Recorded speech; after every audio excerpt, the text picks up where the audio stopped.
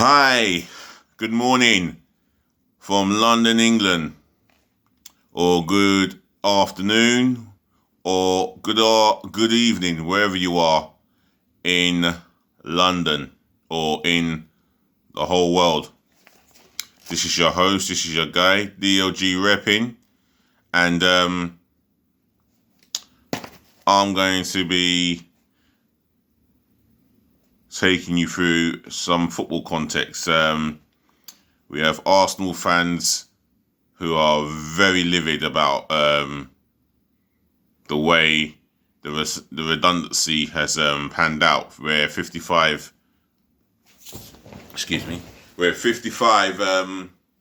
members of staff have lost their job. Fulham club captain Tom Kearney has stated that one day Scott Parker will become a manager of a top elite club. That's Kearney's tip, by the way, the Fulham club captain. And in other news, Inter Milan have completed the permanent signing of Alexis Sanchez on a 3-year deal from Manchester United. Now, the wages are reported to be over 560,000 a week. That's over £2 million a month. Wow.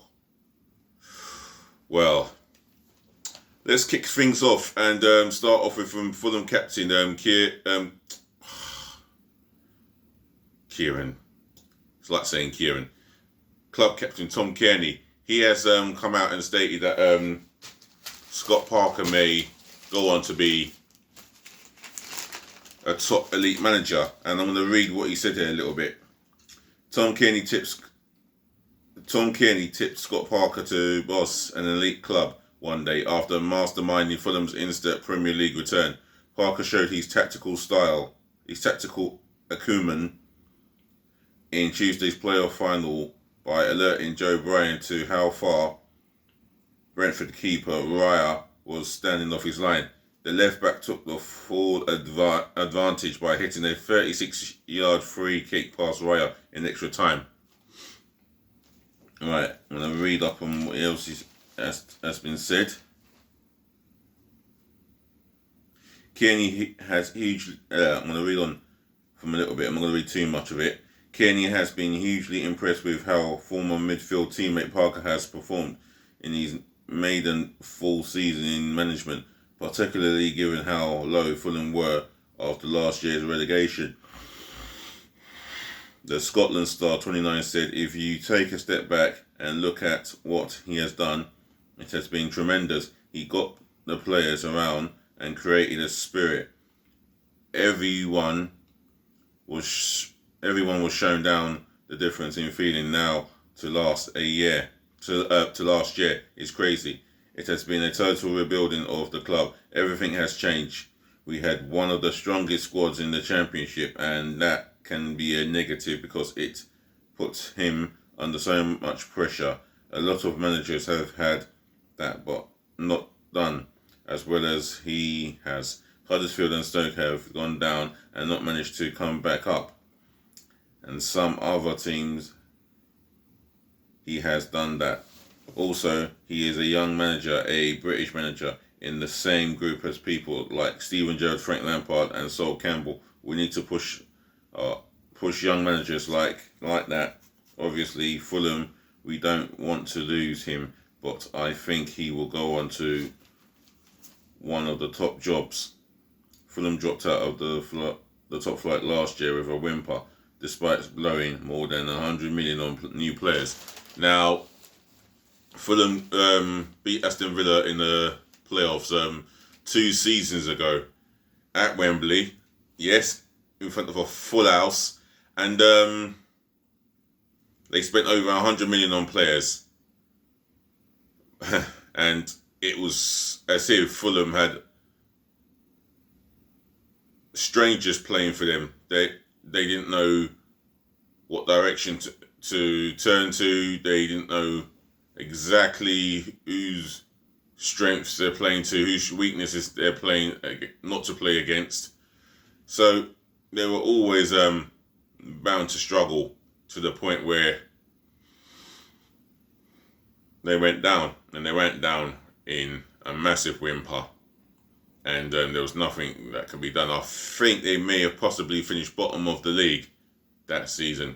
Fulham fans, do you agree with Tom Kearney's statement stating that Parker will go on to be a top manager at a top club one day? Yes, Parker is a young manager, and he's learning his trade. So will Scott Parker go on to be going to be in a big job? Just drop it in my comment section below, and I'll read it and have a conversation with you guys. Right, moving on in other news.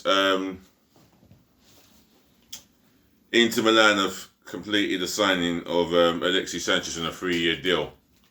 Now, I'm hearing that he's going to be paid $560,000 a week.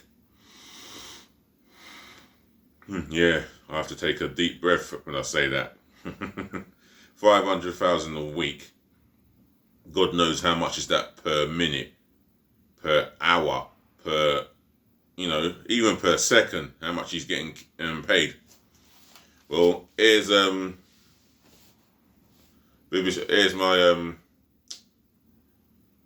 there's my reading from the BBC Interactive, and it says Inter complete permanent Sanchez signing.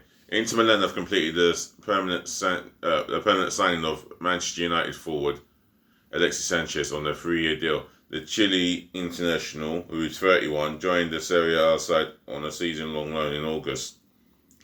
He scored 4 goals in 29 appearances in all competitions. 4 in 29 appearances. I would have expected that to be double figures with his confidence and ability, but only 4 in 29. At least 10 in 29, then I would understand. I would understand the whole thing a little bit clearer for me. Inter Milan expect him to have him available for the Europa League Final 8 in Germany after beating Getafe on Wednesday. So, do apologise for the yawning, but yeah, I feel a little bit tired. So, he's got his deal. He's at Inter Milan. He obviously flopped at Manchester United, as far as I'm concerned, and that's my opinion. If you want to take it as a biased opinion, then that's fine. You can always leave it in my comment section below. For me, from when he left Arsenal, it just went downhill from there. Completely downhill. And at Manchester United, he was on 500 less than 560 a week. Well, he was on 500 over. A little over 500,000 a week, and he didn't do nothing in terms of his performance, getting into the first team. He was never really part of Solskjaer's plan, the previous manager, meaning Mourinho. So it's a good deal for him, and Manchester United can get him off the wage book, because in this COVID-19 situation, Man United may have to make comebacks themselves. They've lost money in revenues as it is, so it is what it is. Right, and speaking of cutbacks, well,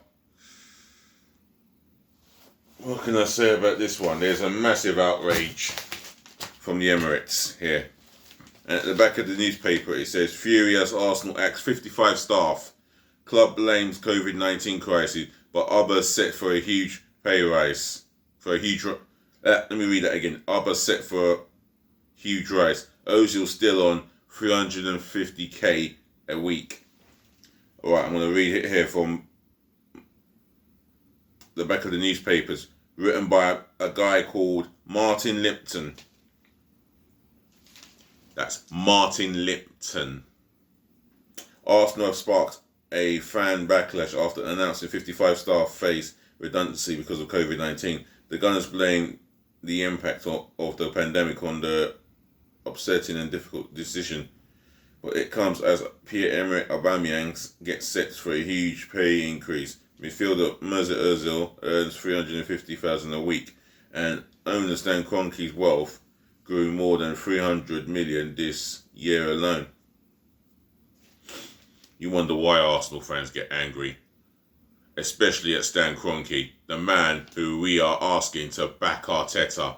No, we're not asking, we are fucking demanding that he backs Mikel Arteta. Many Arsenal fans took to social media to turn on the club. Fans suggested Arsenal should be better than this, and that's it, ruined any goodwill the club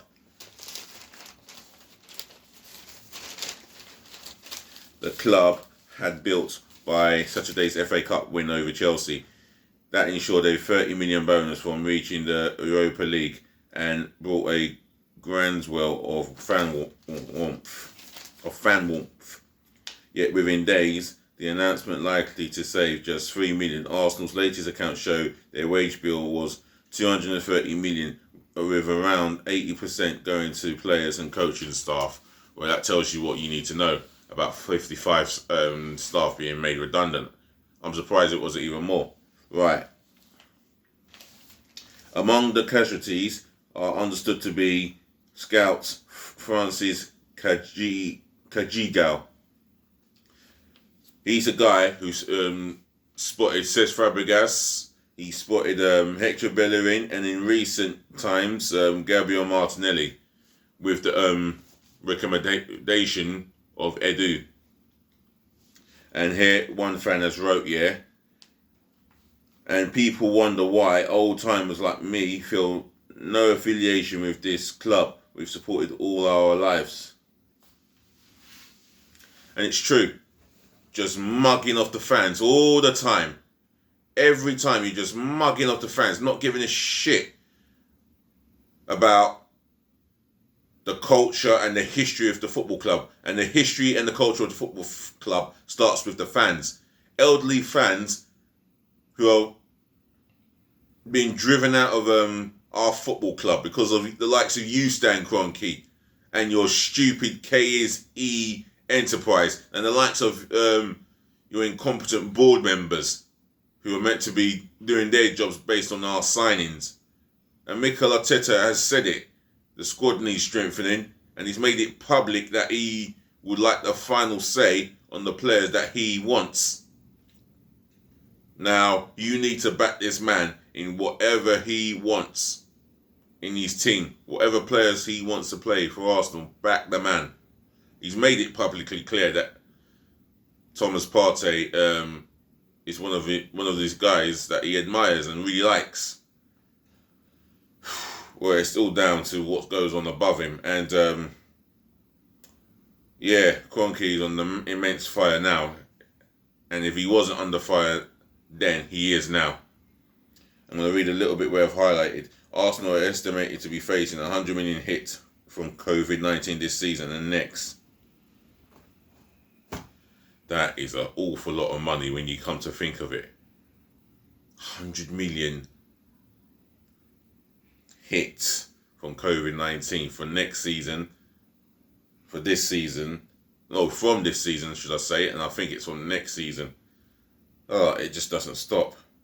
Considering it was one of the most challenging periods in our 134-year history, the Gunners pointed to the fact that our players, senior football staff and executive team have volunteered pay cuts, but Ozil, one of the 3 players who rejected a 12.5% salary cut in a move that has cost the club 700,000.